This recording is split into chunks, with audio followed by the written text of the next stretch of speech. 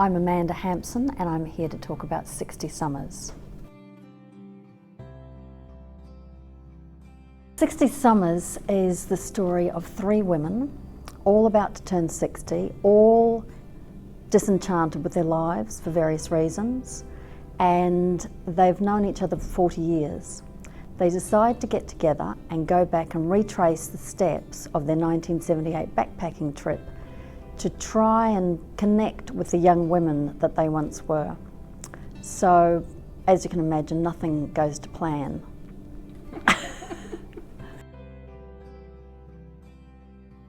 Look, it's been interesting, going around mostly New South Wales and talking to women. Most of the women audiences are over 50. Talking about our youth, talking about our dreams and aspirations and how we ended up where we are now. And I think that I would love women who are of this age group to be inspired by what these characters decide to do with their lives, the changes that they decide to make. I grew up in the country in New Zealand, and the library was the absolute epicentre of our life. We used to go every couple of weeks to the library on a Friday night. We'd drive into town and we would get our books, and reading and books were the centre of my whole life, which has really led to me wanting to become an author. Oh look, I absolutely loved all the myths and legends. They were a big thing when I was about 12, but really my favourite book as a child was Heidi. I loved Heidi, I loved the mountains, I loved the goats. I would eat, bread soaked in milk, which is disgusting, just to be like Heidi. It just really captured my imagination.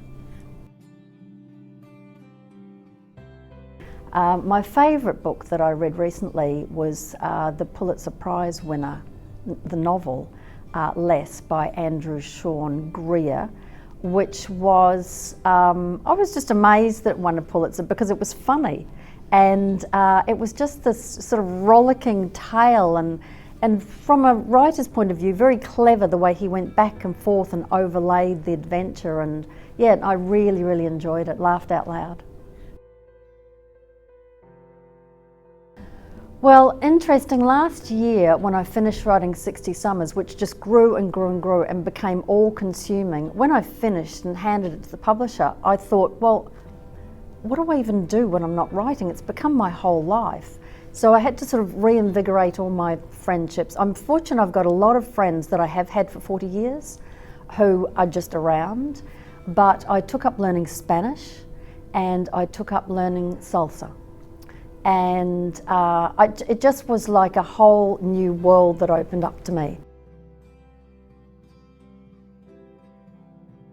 It would be if they had no books. I just find it offensive when you go into someone's house and they've got no books at all.